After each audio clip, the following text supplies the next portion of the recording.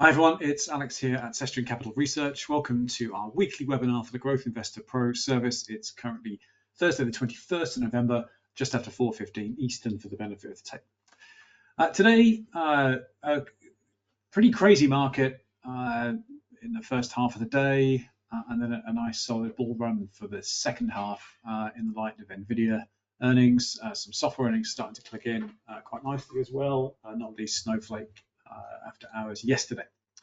So I want to run through NVIDIA and Snow to begin with, then turn to the indices. So we'll look at the S&P, the NASDAQ, and the Dow. Three sectors to look at. We've looked at these a couple of times lately, but XLE, energy, XLK, tech, and SOXX, semiconductors. And then I want to talk a little bit about Bitcoin and MicroStrategy. Now, we don't cover either of those in this service, but they're obviously topics of great attention right now, and other folks on the SOXX platform do cover them. So I have some insight from those services, which I think is worth just sharing a little bit here, as no doubt people are following those. As always, we run on a live basis. If you have questions, comments, points, agreements, disagreements, anything at all, easiest way to get this across is after our disclaimer in a moment, open your mic and shout into the system. Alternatively, you can use the question or the comment function here in the webinar platform, or you can use the chat room in the Growth Investor Pro service on Seeking Alpha, the Rocket chat room. Okay, so before we do any of that, let's just go and do our disclaimer, which is on your screen right now. So disclaimer, this webinar is intended for US recipients only, and in particular is not directed at nor intended to be relied upon by any UK recipients. Any information or analysis in the webinar is not an offer to sell or the solicitation of an offer to buy any securities. Nothing in the webinar is intended to be investment advice, and nor should it be relied upon to make investment decisions. SOXX Capital Research, its employees, agents, or affiliates, including the presenter of this webinar or related persons, may have a position in any stock, securities, or financial instruments referenced in the webinar. Any opinions, analyses, or probabilities expressed in the webinar are those of the presenter as of the webinar's date of transmission and are subject to change without notice. Companies referenced in the webinar or their employees or affiliates may be customers of SOXX Capital Research. SOXX Capital Research values both its independence and transparency and does not believe this presents a material potential conflict of interest or impacts the content of its research or publications. Okay, let's get Mike switched on.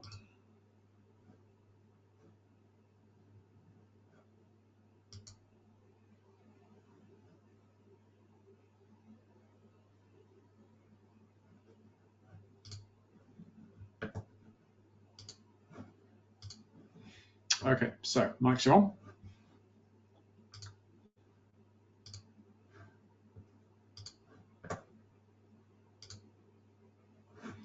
And let's start with NVIDIA.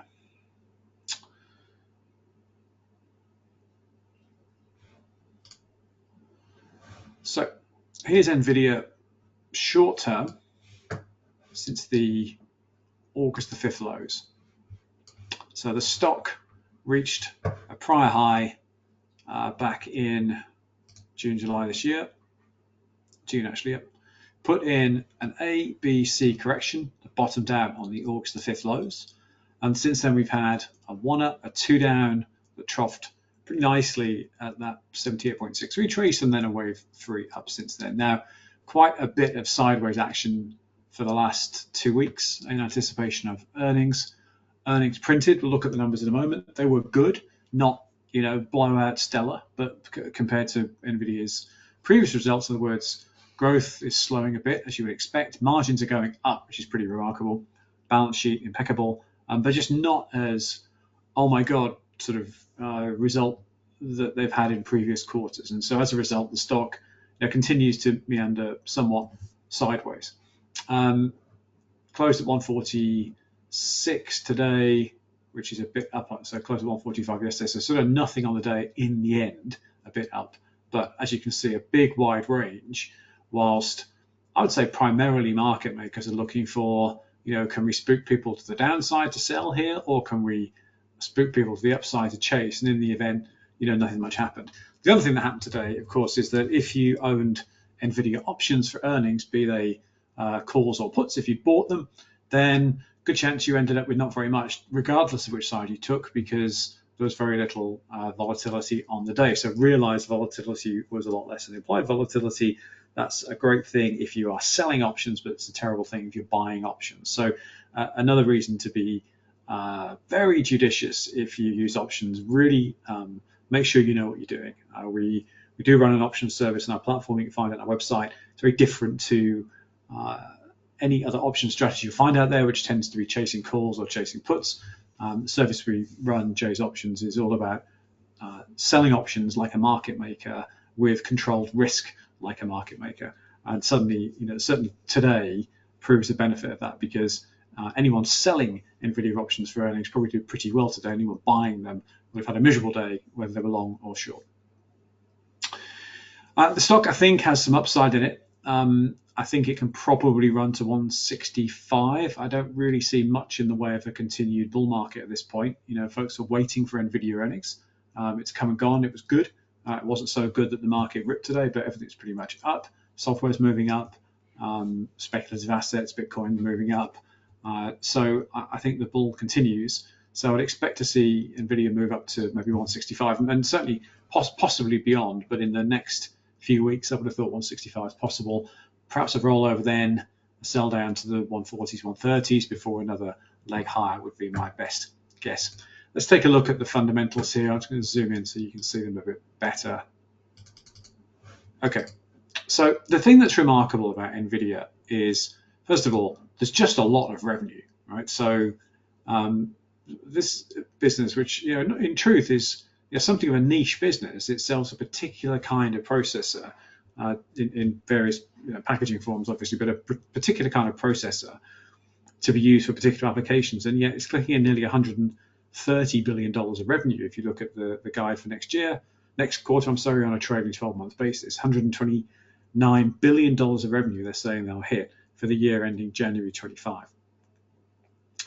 The other thing that's remarkable is the growth rate. So this quarter, revenue came in at $35 billion, which is almost double what it came in at in October last year. And if you remember, October earnings last year, when they printed $18 billion, 200% growth, was absolutely blowout. So to still be growing at 100% a year when your revenue is $35 billion per quarter is pretty remarkable.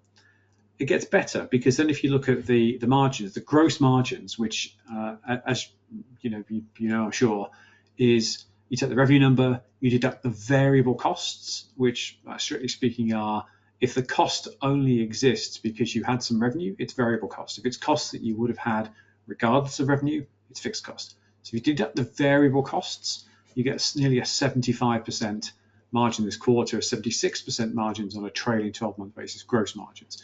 Now that's exceptionally high for a semiconductor business. And the reason for that is that what they're selling isn't just a raw chip. What they're selling is basically a hardware and software and services platform where they'll sell you in various forms all the things that you need to construct parts of your data center or server or client-side device. And that includes software licensing. So the development platforms, CUDA, C-U-D-A, is a development toolkit that they have widely disseminated out into the market over the last 10 years plus, very cleverly giving it away free early on to train developers up when they were young, early in their career, and is now the dominant development platform for anything involving GPUs. It's one of the reasons the company is so successful. And so it has the economics of a software business. 75% gross margins, that's software gross margins, that's not silicon gross margins. And that's because in addition to selling premium price silicon, which they can premium price for because they're basically a monopoly, they also get to sell high margin software development tools. EBITDA margin 68%, remarkable. There's not much in the way of capex. Working capital swings around a bit. It's slightly negative, so that means they're paying out money a bit faster than they're collecting cash. Okay, but this quarter, $20 billion of unlevered pre-tax free cash flow. This quarter, $70 billion for the last 12 months, 61% free cash flow margins. Remarkable. $30 billion on the balance sheet, net of debt. That obviously is an exception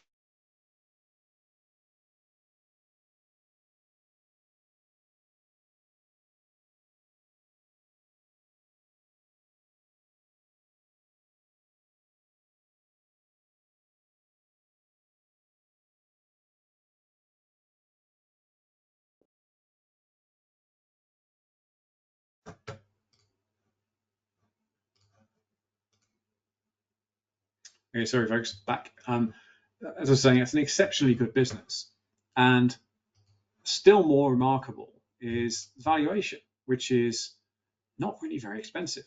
So this was the price during after hours yesterday. It's not very different right now. The revenue multiple's big, 31 times trailing revenue, but that's because it's a high margin business. 50 times cash flow, that's not a big multiple. You'll pay 100 times the same cash flow measure for Snowflake software, which is a much worse business. So NVIDIA is still not expensive on fundamentals. People get all bent out of shape because the stock's up a lot. So if we were to look at the larger degree chart, it's run up a lot, but revenue's up a lot, cash flow's up a lot, the balance sheet's much better. They're still a monopoly. AMD isn't anywhere close. Intel's nowhere close. ARM is nowhere close. Bespoke ASIC-based solutions built by their customers, nowhere close. So the company is not expensive on fundamentals. I think the stock can run up in the short term, and in the near term, let's call it the next few months. My guess is it can get to 175, maybe 200 before rolling over. Now, it's possible that on this technical pattern, we could see, a huge move up. Okay, so sometimes, not often, but sometimes you get a fifth wave that's equal or nearly equal to the length of the third wave. And the third wave here was it was a $130 move.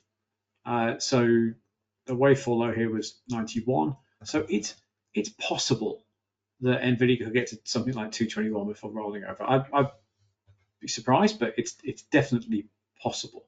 NVIDIA keeps surprising to the upside. So I'm not sure if I would pile in and buy at the moment, because the sort of reasonable case expectation, I would say, is that there is downside risk to maybe 130, which is this prior wave 1 high, and upside opportunity to maybe 165, possibly more, but let's say 165 to be cautious. So you've got 15 to the upside and 20 to the downside. So it doesn't feel hugely compelling to pile in and buy right now. But if you own it, I think there is upside ahead, and of course you can always use stops to protect gains that you have. So that's NVIDIA. And as it's such a big and well-covered stock, if you have any questions on NVIDIA before we move on, maybe we should take them now if anyone has anything. Okay, in that case, let's move to Snowflake. Hi, Alex. Hey, Plummer. Hi. Hi, good evening. Just very quickly, I am super long NVIDIA, and I put a stop loss before last night at 135 because I was freaking out, Yep. And obviously I'm going to cancel it, but it seems to me like the numbers are fabulous. This company is like, for me, it's like a number one, and there's no other company like this one in terms of revenues. But what I'm concerned about is if the pricing starts to get heavy, that the stock cannot fly. It used to fly, but every time we get earnings and the next one, it's going to be heavier, and the next one is going to be heavier because obviously we're going to be looking at the guidance and blah, blah, blah. So it's kind of like, I put it at 135. I can see it at 220, but it's starting to feel like the stock is getting heavier and heavier in terms of volume also. Because obviously, we've all made lots of money with this stock, lots and lots of money, and a lot of people want to cash out, and I find it reasonable. So when I say it's getting heavier, it's not because of the results are not good; they are, but it gets heavier in terms of like the incredibly pronounced performance, and the fact that a lot of people have made so much money that they say, oh, well, you know what, I'm going to sell at 150% plus. Yeah, I absolutely 100% agree. I mean, as you know, I've sold out of my last bits and pieces of NVIDIA recently. It's been an incredible performer for me. You know, like anyone else, the only error has been not owning enough of it. Um, uh, but no, you know, despite that, it's been just terrific. And so my view was, well, look, I think it's in this larger degree wave five up here.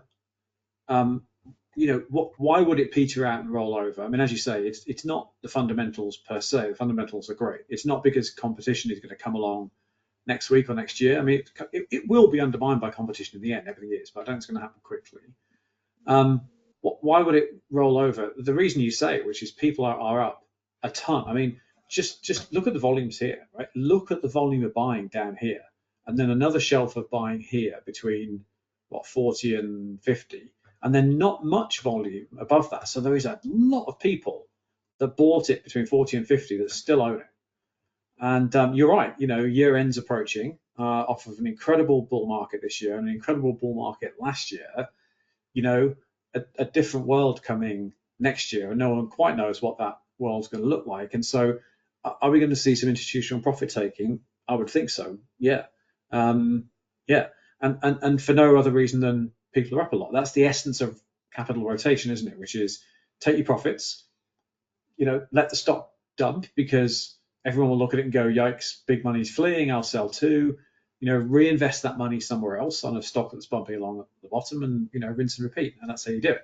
So, yeah, I completely agree. I don't own it any longer. I don't plan to buy back into it anytime soon. I mean, you know, things change. So I'll change my attitude to the facts change. But right now, no plans to buy back in. I do own SOXL.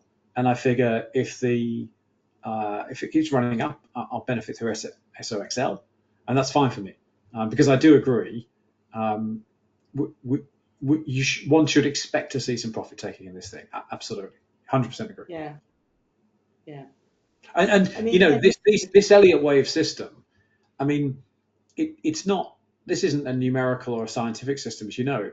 It sort of measures emotion. It gives you a pattern of emotion, and the reason that you feel like that and I feel like that is that feeling is represented in these waves, right? The fifth wave is usually like the last hurrah, right? It's not as big a move up as wave three, and when it hits the top and rolls over it, these things tend to drop pretty quick because exactly as you describe it, it feels heavy. It feels like okay, there's a lot of money in here, time to take some of it and de-risk.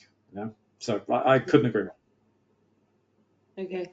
Okay, thank you. You know, I am feeling heavy. I feel the heaviness on my shoulders, you know. Yeah, yeah. No, I agree with you. I completely agree. And of course, we can be wrong. You know, it might double. Who knows? But that doesn't really matter. What matters is, you know, if as a discipline you go, I'm up big, I'm going to take my profits, and I'm going to go and do something else where the risk reward is better.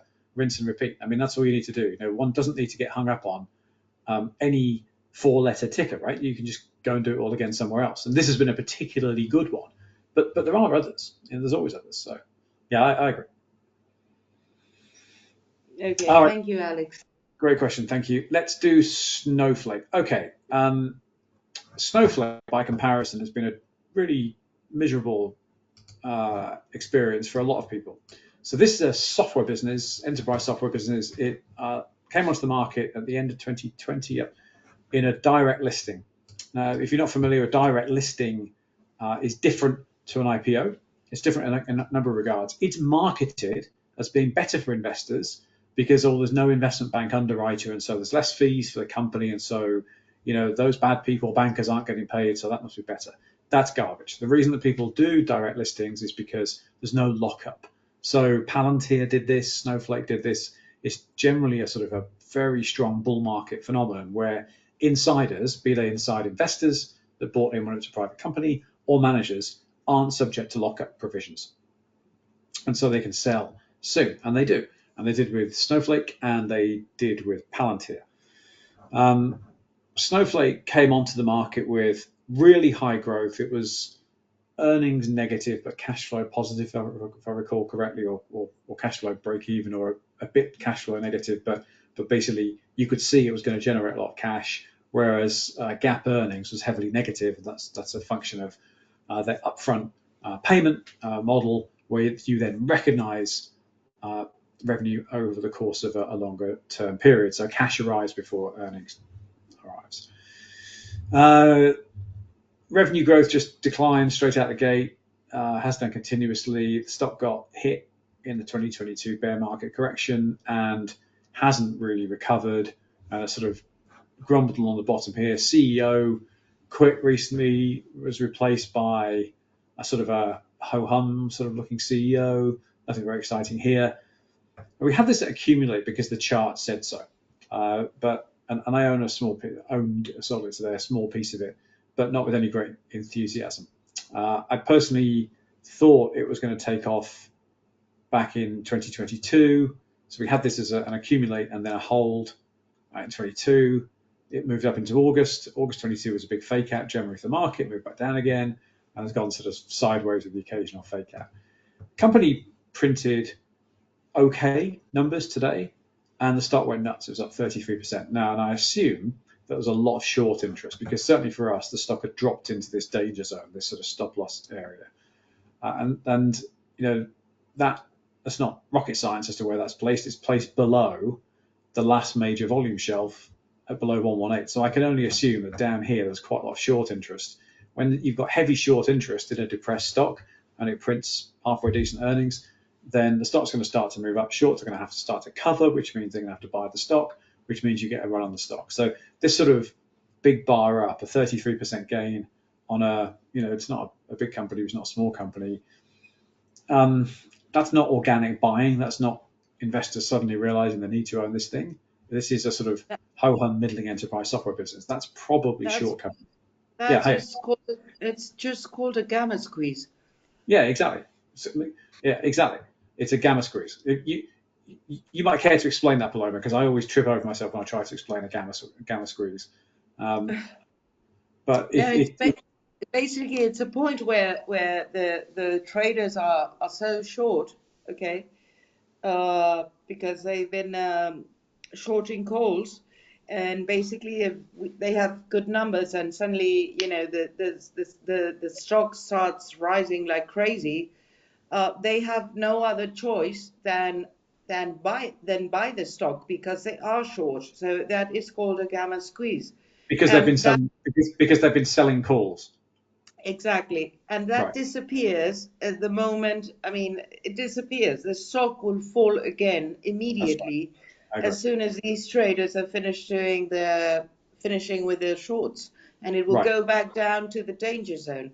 Right. I largely agree. And so this is what Paloma describes is the same that happens on Tesla from time to time, GME from time to time. Any of these heavily marketed sort of meme stocks, they basically move with gamma squeezes. That's right. And I agree, because if we look at the numbers on Snowflake, so what, right? So, growth, consider what we've just looked at with NVDA. NVDA is about, as Paloma says, the best business out there right now of any size. Compare this to Snowflake. We have growth slowing. When it launched onto the market in September 20, it was growing at over 100% a year, and it had revenues of about $500 million trailing. A year out, still growing around 100% with $1 billion of revenue. Okay, still pretty good. And then growth started to just fall off a cliff. So October 21, 110% growth. October 22, 67% growth. October 23, 32% growth. October 24, 28% growth. So growth just declining. The rate of decline was slow, as you can see. But declining revenue growth is not bullish for the stock price. Accelerating revenue growth, as we saw in one quarter here, that's bullish for the stock. Gross margins, not very good. It has gross margins lower than NVIDIA, despite being a pure software company. And that's for many reasons, but there's lots of pay away to other cloud providers in what Snowflake does. EBITDA margins, 4%, 5% TTM. Cash flow, 13%. So it's a far worse business than NVIDIA, and yet the market's asking you to pay as of last night's overnight price, 110 times trading cash flows. So that on fundamentals is not a good idea in my opinion. If we look at the chart, we've looked at this longer run chart, which is basically just going nowhere. As Paloma says, falls into this danger zone. Traders that are short calls, they've been selling calls. When those calls start to pay off, because the earnings reaction was surprisingly good, then they have to solve for their out of the money position by buying a lot of the stock in order to secure some gains on the stock to offset the losses on calls. Now, selling options or buying options, as you know, involves a lot of leverage. So you have to buy a lot of stock to cover your levered losses. And that's, as Paloma says, why there's that big candle up. If we look short term on Snowflake, I mean, I looked at this last night and I thought, okay, it was over 142 at the time. It was in the 150s. And I put this, if you look at the earnings report this morning, I'd said that, 161 might be hard to get over, but it opened over that. Now, if we look at the hourly chart, hang on a second. That must be the open there.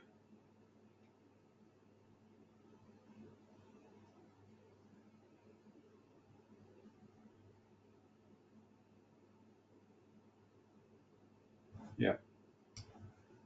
All right, back to the daily, 1 second.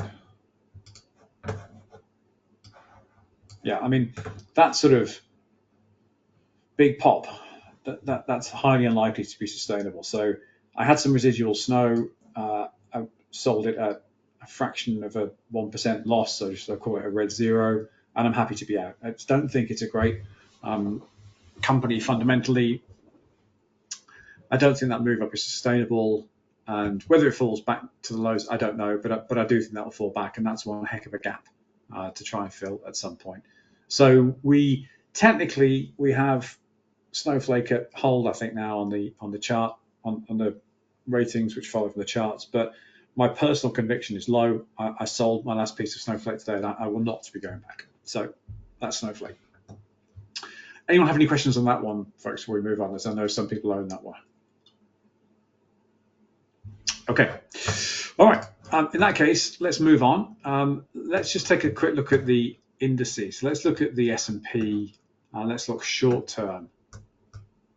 We're going to use the futures to do that. So if you're new here, lots of people are, by the way, so welcome everyone.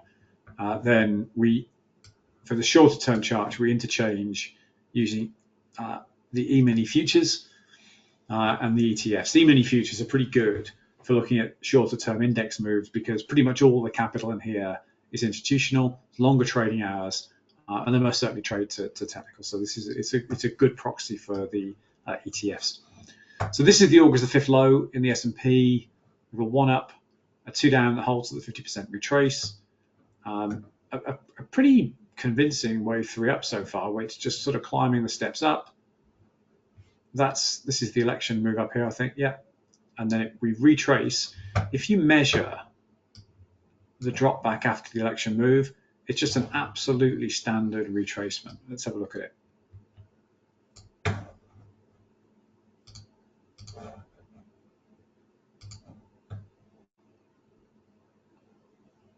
Yep, so zoom in a bit. It's a really, really nice, smaller degree, 1 up, 2 down, spike down to the 61.8, no more sellers, and off we go again. So I think that the S&P is looking pretty bullish at the moment. I think on the futures, on the E-mini futures, you can get to, I'm going to say 6,300. And if we were to look on the ETF, the SPY, I'm going to say that can get to 625, 626, something like that. Not tomorrow, might take a little while, but I think you can get there. Some risk, I think, in the ETF that gap there is filled. Although, again, if you look at the hourly, you don't tend, because the hourly includes the out-of-hours trading, then there's not really a gap to fill. So and there won't be a gap on the futures either. Hang on.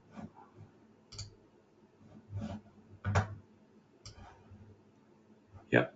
Okay, so maybe not. So S&P looking pretty solid to my mind. Again, if we look at the ETF, which I think more people here use ETFs than futures, and go back to the daily, then again, my guess would be this can make it to 625, 626 on the SPY. NASDAQ, same chart really. Here's the NQ futures. And you can see, as usual, it's just a bit more volatile than the S&P, but it's the same pattern. Here's the August the 5th low. 1 up, 2 down, holds at 61.8. Remember, the S&P held at the 0.5. Standard wave 3, climbing up the ladder. Here's the pre-election sell-off. That's the election move up.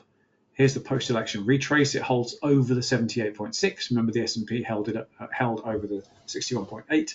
So it's usually one Fibonacci level up and down extra for the NASDAQ, like extra volatility.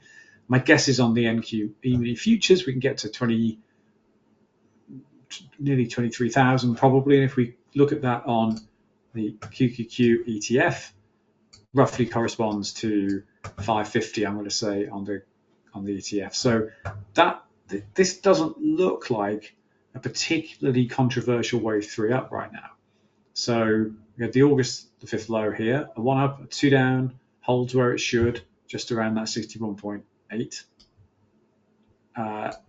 Takes off nicely, sure, some volatility, of course there is, but overall up, right? Higher lows, higher highs keep being made. It's just moving up in this channel. So I think we can hit, certainly 525 and probably 550 would be my guess. Not tomorrow, not with that more volatility, but I think we can get there. And then the Dow, same chart, exactly the same chart. August the 5th lows, move up, very shallow 0.5 retrace. And then again, we're climbing up here. Here's the election move up. Didn't retrace much after the election high, if you look. So the Dow tends to be less volatile than the S&P, a lot less volatile than the NASDAQ. So if you look at that post-election sell-off,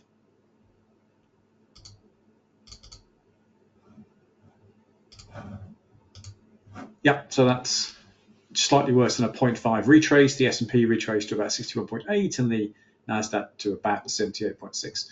So I think on the DIA ETF, we can make it up to maybe 450, currently 439. And if we look at the YM E-mini futures, similar target would be about 45,600 on the YM E-minis. And again, on the futures, same story, nice bullish move up, 1 up, 2 down from the August the 5th lows, nice wave 3 up, yes, some volatility, but that's to be expected, and continues to look good. So I would say all equity indices right now are looking pretty good. And in addition, let's just have a quick look at the 10-year yield. It might have taken, the possibly apocryphal threat of nuclear war to get the yield to come down, but the yield looks like it has started coming down.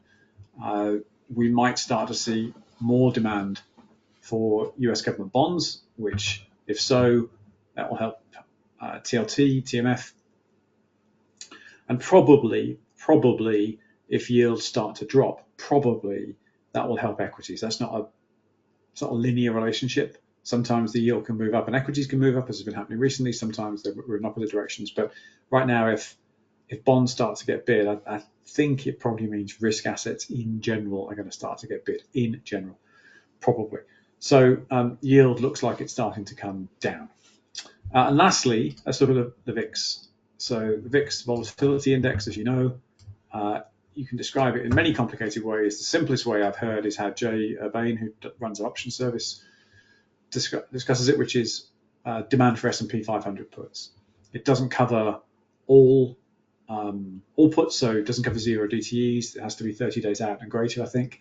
But in short, when investors are buying puts, the VIX is rising. So if investors are buying insurance, it doesn't mean they're necessarily bearish. It means they're buying insurance. And then once you see an event pass, you very often see a drop in the VIX because demand for puts falls off. So this, not surprisingly, is the election. In general, in markets, as in life, in general, not always, but in general, implied volatility, in other words, worry, is higher than realized volatility, which is to say the actual, how scary is the thing that actually happened versus how scary did everyone think it was going to be. So the VIX rises with rising implied volatility in S&P 500 puts. And when an event happens, and it's not the end of the world, then you tend to get a collapse in implied volatility. When realized volatility is lower than implied, the VIX drops, and usually when the VIX drops, the S&P moves up. Now, sometimes, as is happening right now, the VIX can move up and the S&P is moving up. That's what's happening right now. So that tells you that, again, investors are starting to get worried about something. I don't know what that something is. It's probably uncertainty about the incoming administration's policies would be my guess. So the demand for put protection is rising at the same time as the S&P is going up. So VIX in general, I personally find it hard to trade directly. There are ETFs that let you do it, but they don't move very much.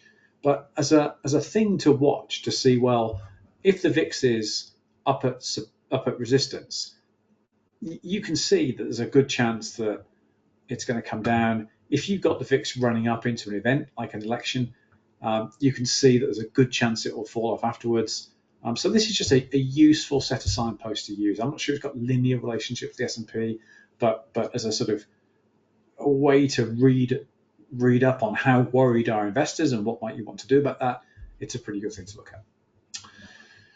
Okay, why don't we finish off by looking at sectors, and I want to talk very, very, very briefly about Bitcoin and MicroStrategy. Okay, so I only want to do 3 sectors. I want to do tech, XLK. Okay, so XLK, very simple story. It has to break 238. If it can't break 238, it's going to sell off. And if XLK sells off, the S&P is going to sell off, and so is the NASDAQ, and probably these days, so is the Dow. So you can look at XLK to work out whether you think equity markets are topped or not. If XLK can't break 238, if it keeps trying and keeps failing, markets are probably top for a while. I don't mean they're going to go into calamity or catastrophe. I mean, they're top for a while. It could turn into catastrophe, I don't know. But XLK over 238, that's a great thing to watch for the whole market. Similarly, if you look at SOXX, semiconductor, if you really think that equities are going to rally, you want SOXX to make a new high, because there's a lot of semiconductor in the S&P, the NASDAQ, and the Dow. NVDA is a Dow component now, as you know. So if SOXX does not make a new high, indices can still go up, because the capital can rotate into other sectors within the S&P, within the NASDAQ, within the Dow. But for a real moonshot in indices, you want to see this thing moving up. And it's been, as we can see, a bit sidewaysy for some times now. It's been making higher lows since that August low, but last week was pretty rough, and the start of this week wasn't great either. It's moved up somewhat today, but you want to see this. You don't want to see this drop off a cliff. That's bad for markets. Sideways for a while, that's okay. Up, that's good, but drop off a cliff, that's bad news for the equity indices. Final thing to look at is XLE, it's energy. Now, this is a great example of trade the chart in front of you. In general, if energy is moving up, there's a good chance that tech is moving down in general. Why? Well, because people buy energy stocks usually during inflationary periods, because energy companies tend to be price setters, and so their earnings tend to go up during inflationary periods. Whereas tech stocks generally fall within inflationary periods, not because they aren't price setters, lots of them are, but because they're very responsive to changes in federal funds rates. And when inflation's on the rise, as we know, the Fed tends to put rates up, and these very, very high multiple stocks tend to get hit harder. Right now, XLE, I think, is thinking about breaking out. We've had this accumulate for some time. So the sideways action for 2 years now. It tried to break out back in April this year, failed, but I think it's looking like it's starting to make a run now. And if it keeps moving up and tech XLK keeps moving up, then I think we could say that's a function of this massive increase in power demand from the data center sector. And spending in that data center sector will benefit companies in XLK, companies in SOXX, of course, but also companies within the energy market, because the power demands are just off the charts right now. So I'll watch XLE carefully. If XLE starts to really move up and XLK trends sideways or sells off, again, probably that's not great for equity indices. Probably it means inflation is coming back. Probably it means the Fed's going to have to stop cutting and maybe hike. And if that happens, that's probably not so great for equity indices. So I think XLE is a really useful thing to watch. Even if you don't trade energy, just like the volatility index, the VIX, even if you don't trade that, they're useful things to watch just to see what else is going on around you. Okay. Any questions on those sectors before we move on? Hey, Paloma. Yeah. Sorry, it's me again. That's okay. Always great questions, Paloma. Thank you. Okay. Listen, I'm a strong believer that XLE is going to outperform, but I truly believe it. And I truly believe that we're going to go into a more inflationary environment than we would wish for. Yeah. And yeah, we might have 1 or 2 tiny rate cuts, but it's not looking very good. So my question is, I mean, I'm long XLE. I'm not worried about XLE at all. What I'm worried about is SOXX. That is my big concern, because it's been trading sideways since we had the big famous Verdejo drop in August. Okay, so even if we've been banging on the table, we haven't been able to see this ETF go up. I mean, it's just sitting in no man's land. So, and even including NVDA, which obviously, yes, I mean, it's helped a little bit, but not really so much. If you see all of the rest of the components, I mean, the SOXX is going absolutely nowhere. And I'm just, it's kind of looking at it and saying, why do I have this thing in my portfolio? I mean, it's not, actually, there could be a point that it could even scare me, because it could go down with the XLK hand by hand, because there are almost, there's so many semiconductor components in the Nasdaq, and it's what's scaring me. What do we do with XLE? I'm super happy to be long. Yep. SOXX, I have big concerns. I don't know what to do with this animal anymore. I agree somewhat. I'm not as concerned as you, but I am concerned. And the volume, it's about this volume here, right? So it's a very simple question, which is that distribution? Where folks have let it run over the top, come down, so well, it's not coming back, so I'm going to sell, as you were talking about NVIDIA earlier, or is that accumulation for another move up?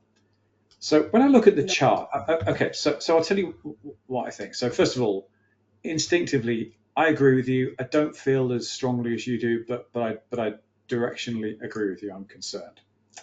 I have sold off all of my individual semiconductor names, as you know, with the exception of Intel, because it's a different story, right? It's grinding on the bottom. It's a recovery story. And I did that because I didn't want any single stock risk, right? NVIDIA, I didn't want any earnings risk. Taiwan Semiconductor, I don't want any Taiwan military drill type risk. I'm out of all of them. And that does, beg the question, which I think you made in chat earlier this week. Well, if you're selling individual stocks, why hold the ETF? And my answer to that is because, as with all ETFs, it means that I'm cutting my single stock risk a lot, but I'm still exposed to the sector in case capital rotates back in. My personal reason to still own SOXL, it's a little bit underwater at the moment. I banked like tiny gains on SOXS. It was a badly timed buy of SOXS. I managed to get out of it okay. A bit underwater on SOXL. My reason to own it is because that looks like an incomplete wave 3 to me. I just don't feel like in this crazy boom market that does the hottest sector really finish at a 1.236 extension? You know, But Alex, that's the point. How come the hottest sector is underperforming the S&P and the Nasdaq? well, over how long, right? So this is that's a bullish argument. That says that capital has rotated out of it. It's underperforming, and sooner or later capital rotate back in. Because, for instance, let's look at software. Okay, so software peaked in February this year, dumped, and underperformed the S&P for some time, and is now outperforming again because capital rotated out of it into semiconductor, and now it's going back into software. And so, if capital has left somewhat semiconductor, that would explain why it's sort of going sideways. So then the question is, has it left for good? And this is just going to drop, which is definitely possible. Of course, it's possible. Or are we just going to go sideways till it comes back in again? And I don't know. But I look at that chart and I in my gut, I feel everything that you've just said, albeit less intensely. But I look at that chart and I think that's not a bearish chart. And in general, okay, speaking personally, whenever I ignore my own charts, I'm wrong. Whenever I apply feelings against my own charts, I'm wrong. Not every time, but 8, 9 times out of 10, the chart was right and I was wrong. And so that's why I'm still long semiconductor. That's the only argument I've got for you. I don't have any, ground up from fundamentals argument. But That's my argument. look at the holdings. I mean, AMD is going nowhere. Broadcom, it's going nowhere. I mean, yeah, the only savior was really NVDA of the ETF of the Okay, holdings of the all right, ETF. but let me challenge you on that for a second, right? Here's AMD. Okay, now I don't like AMD; it's not very good business, but is it going Well, nowhere really? No, look, just look. it's not. Well, just look at the chart, right? Just one second. So It's here's going your nowhere. October. It's not, but is it? Okay, is it? Because look, there's your August low. Okay, you've had a move up, a 78.6 retrace, a move up again, a double bottom here. So that's double bottomed and it started to move up again. I wouldn't call that going nowhere. I wouldn't. If it comes back to the August low, yeah, that's going nowhere. But why is that not bullish? I don't see it. Well, okay, but you can see a move up from, okay, so you've got a clear 1 and a 2, right? Smack on the Yeah. 78.6, absolutely bang on the 78.6, clear 1, 2. And then you've got a 1 here and a 2 here, smack on the 78.6 again, 9th of September, okay? Constructive, good. Moves up, moves down, bounces, forms a double bottom, right at the same place it bottomed in September, it bottomed in this Monday. So until that makes a low below 130 odd, tell me why that's not bullish. If it drops below 130, if it starts to get to 120, no argument, then that's going down. And it will be a drop below the 78.6 of this move. So yeah, that's not good. I agree. But tell me why that's not bullish right now. That's a double bottom. Yeah. Okay, let's look at Broadcom. Look, I'm not telling you what to do, and you were growing up and you're not going to do what I say. But all I'm saying is, Yeah. my instinct is the same as yours. Okay, which is this all feels a bit crazy to me. Right? It definitely feels a bit crazy, no question. But does it? Right? Here's Broadcom. Here's the August the 5th low. 1 up, 2 down, drops a bit below the 78.6. Starts a wave 3 up. Why is that not? Why is this not in a wave 3 up? I mean, look, so first of all, this wave 3 should terminate at around 206, right? Delete that. Let's look at what it's actually done since the wave 2 low, 9th of September. And it's all the same dates for all these stocks, right? Wave 2 low, 9th of September. What's it done? It's put in a 0.5 retrace to the cent, right? a perfect 0.5 retrace of that move here. So that's a 1 up. That's definitely a 2 down. This is a wave 3 in progress. Why is that not bullish? Do you see what I mean? Which is, Yeah. of course, the chart could be wrong. Of course, it could fall off a cliff tomorrow. But if you override your feet, where I always make mistakes, I've got to tell you, is go, oh, I've got a bad feeling, or I've got a good feeling. And I keep teaching myself to go, forget what you feel, forget anything, right? Just look at the charts, because chart patterns play out more often than my feelings do. And I look at that, and I haven't looked at this chart, so I'm doing this as we go. But that's a bullish chart. I love Broadcom. I think it's a bag of spanners of a business. Is it a software business? Is it a chip business? Who knows, right? It's a big slush fund M&A mess. It's a dreadful business, but it trades with semiconductors, and that's a bullish chart. That's in a wave 3 up off the September lows. So if Broadcom, AMD, and NVDA are all moving up, then why isn't SOXX going to move up? And that's the whole argument. Yeah, well, I will have to see, but I'm going to make the same call I did in August. In August, I said it was the bottom of the market. I say it's the time to sell SOXX, and you can put the date, 21st of November. and you know what? Your August call was brilliant, and you were right and I was wrong. It was a brilliant call, so you might well be right again, and I salute you if so. Just put the date, and okay, I'm taking note. 21st of November, I said Paloma said sell. Got it. SL, the Verdejo, Paloma said sell semiconductor and buy energy, right? Sell semiconductor, buy energy. And then if I'm wrong, everybody, all of you guys will be happy. So, but that's my call for today. Well, I will say, for anyone that wasn't here at the time, Paloma absolutely nailed the August the 5th low. Absolutely, perfectly nailed it. She said, that's garbage. That's Black Monday. Buy, right? Absolutely correct. Spot on. So. Okay. All right. Great. Thank you. I've got a question from someone that isn't you. Hang on. Travis, you're on. Yeah, not to keep this conversation going for way too long, but I've mentally been going through the same things that Paloma just mentioned. And I was literally close to just cutting my losses a couple of days ago. And I thought, okay, this is typically the time when the market starts moving up. So I'm not going to do this now. So I've been watching. I've actually bought some more XOL. I mean, today I was happy to see that SOXX broke the 215 and it looks like it's holding. And Micron moved up a bit. ASML looks like it's bottomed. So yeah, I mean, of course, Paloma could be right, but it looks to me like we're at the turnaround point. We're right at the bottom of the dip. So this is Micron. Okay, I haven't looked at these. Let's take a look. So here's Micron. Just a bit of a move up today, yeah. Ooh, that's nice. Look at that. Okay. Okay, so at the 61.8, look. Okay, so Micron does this weird double bottom thing, right? So I hate Micron.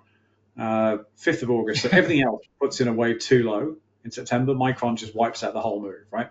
So August the 5th, major low, bang, bang, wipes the whole thing out, start again. But that Monday, Friday, Monday, Tuesday, 61.8 retrace wave 2 low. Yeah, that looks like it could be a wave 3 up. Okay, what was the other one? ASML looks like it's made its final low.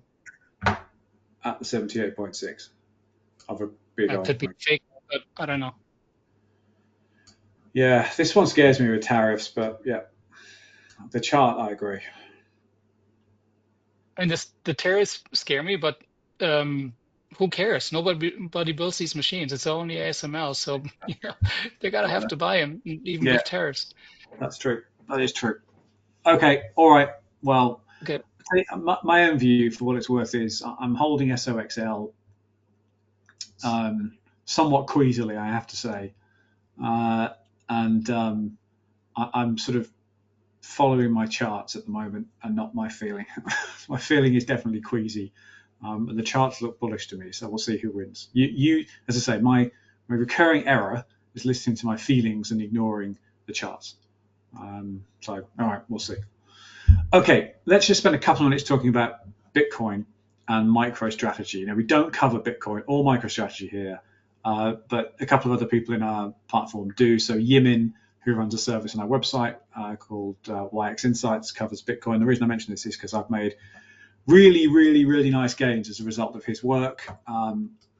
So it gave me personally the confidence to buy a really sizable position in IBIT, which is the BlackRock Bitcoin ETF. I think it's one of the bigger ETFs now. This is just BTC USD. So again, since the August the 5th lows, now Bitcoin trades really well to technicals. Okay, I know it's not a stock and all that, but it does trade really well to technicals. So this is on track to hit the sort of fabled $100,000 mark, I think. So it's in a wave 3 up. Same waves patterns we've seen with everything else. August the 5th lows, move up September. Look at that 78.6 retrace to the dollar.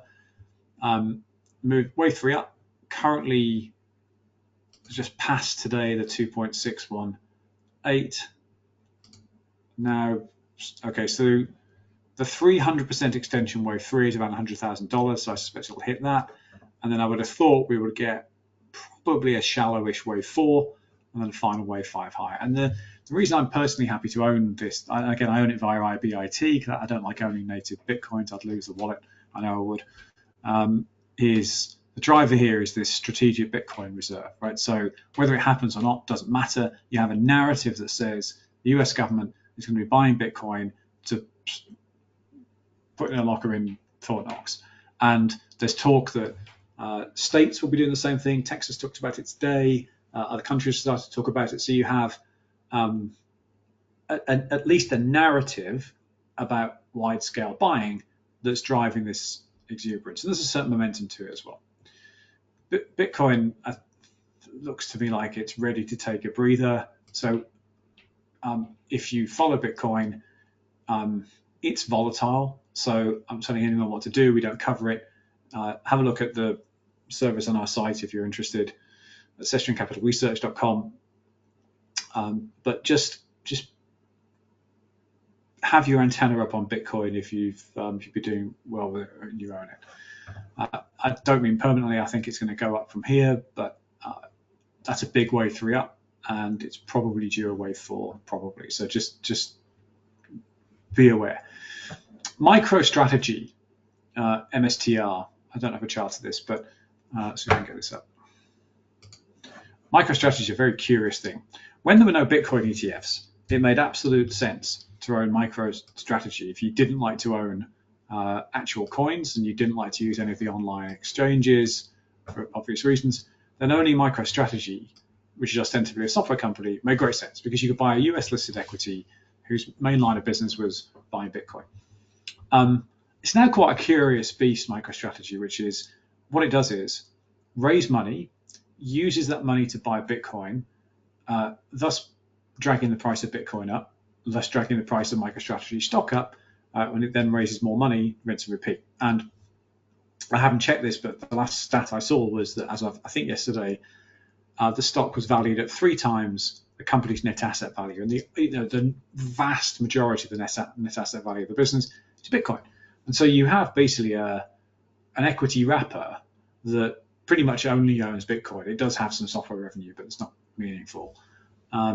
That's worth 3 times the asset, and the asset's a speculative asset. So you have basically a financing facility where you can buy Bitcoin, but you're paying 3 times the value of the Bitcoin you buy. It doesn't make any sense. And so that one is probably due to head down. And so if you own MicroStrategy, just be careful. I personally did very nicely from this over the last couple of days. There is a short MicroStrategy ETF that I learned about from Gaines, who runs a short-term trading service on our site. Again, you can find that at SessionCapitalResearch.com. So I've made 2 very nice pieces of gain using short MicroStrategy ETF. So that's being able to buy a long position in an inverse ETF rather than be short the stock. The trouble is, if you're short a stock, your potential losses are infinite. Obviously, if the stock goes to the moon, if you own an inverse ETF, you can only lose the money you put in. So just a word. I'm bullish on Bitcoin fundamentally long term. Why? Because I think governments are going to become buyers, or at least, even if they don't, the narrative that they will is going to hang around for a while, I think. So I think Bitcoin itself is going to continue to trend up, albeit with some volatility. MicroStrategy, I think the narrative is out there now that says, what's the point of this? This is just an inflated thing. Why is it worth 3 times its Bitcoin? Doesn't make any sense. So you might see some weakness in that. And you might see some short-term weakness in Bitcoin. So again, if these are things you're interested in, check out the work on our website where we cover all those things. Okay, that's all I got, folks.